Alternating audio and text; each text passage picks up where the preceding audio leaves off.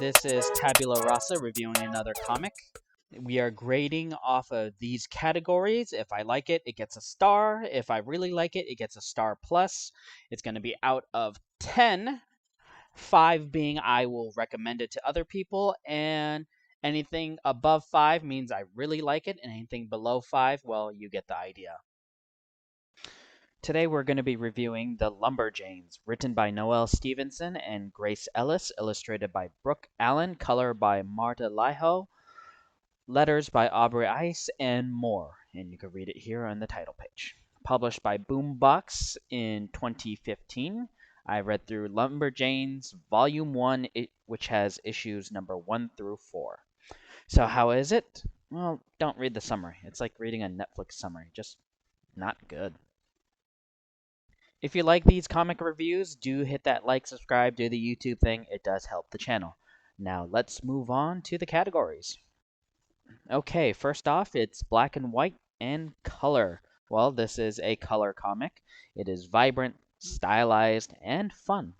And the consistency is also something to be commended, which is kind of a funny thing, that consistency in backgrounds and coloring and just character modeling isn't always consistent within American comics. So, hey, it's great. The background doesn't have those random background colors because putting in background detail is tedious, and it is really tedious. But this didn't do it. So putting in that extra work does help. I very much enjoyed this. I gave it a star. Panels and expression. Squares and rectangles. That's what we have. And usually I don't enjoy that. But this does it in a way where the panels flow from one to the next. So it does the very basics of paneling very well. So even though it doesn't have those crazy paneling shapes, like the trapezoids and whatnot, or, characters busting out of the panels into the next one, it does not make it a con against it. I have said this before, or at least something very similar, but any panel that you see by itself, right, and doesn't change your impression of it or the story when viewed on the whole on the page, isn't a good panel. So, basically you see a panel, it's a nice picture, but once you see it on the page, it just makes that page so much more better. And this does do that. Each panel is very nice to look at, but on the page, it's just so much more better. And that unique art style gives it a star plus. The characters are fun. Each are so different, so we get a lot of interactions between the characters. Though that being said, it is somewhat difficult to keep track of the names. You get it eventually if you don't mind backtracking a bit. None of the dialogue screams that this is what young people say, right? This is what they do, right? We're cool, we're hip, right? Do kids even say that? The dialogue is free from that, so that's always a good thing. So, star. Themes and execution. Well, we have a mystery. We have the power of friendship. We have intrigue. Though I don't know if this was because this was the first volume, but I really don't see how all that ties together. If anything, this feels like it would work best as a cartoon.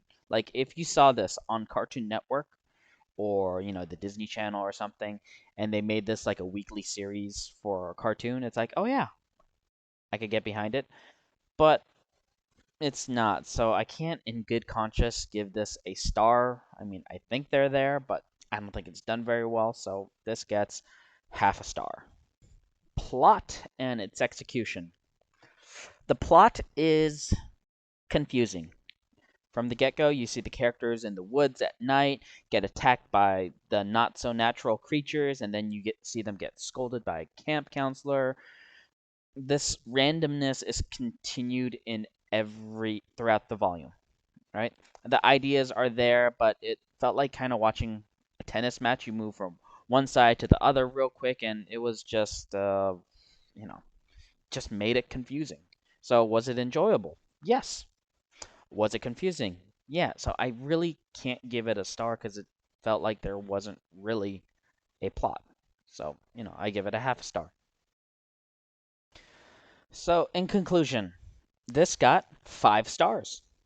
Definitely, the art does help pull you in. It's fun, cartoony, stylized, and overall the best part of the Lumberjanes. If you want to see more wacky hijinks from our 5 characters, keep reading or borrowing it on comiXology, who are not sponsors. If you want plot or story or something deeper, it really isn't in this first volume. It just felt very random. I mean, like I said before, 1 minute you see them fighting a pack of three-eyed foxes. And foxes don't travel in packs. To, they're going down a river, and out all of a sudden you see a giant river snake, and then they do fall through a cave, and then they're arm wrestling a statue, something. I'm like, what? Basically, this felt like if you took Indiana Jones, right, and you made it into a Looney Tunes cartoon. This would be it. In fact, that would probably be the way I would describe this comic, or at least this first volume. It's basically Indiana Jones Looney Tunes style.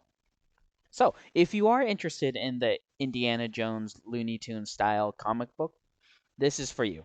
You want something fun and random? This is for you. You want something deeper, something that makes you introspect and question reality? Yeah, this isn't for you. But yeah, 5 stars. I do recommend it. But because this really isn't my own wheelhouse, I'm not really going to continue reading it. And you might be thinking, does that make it a bad comic book? No, it's good. I gave it 5 stars. What more do you want from me?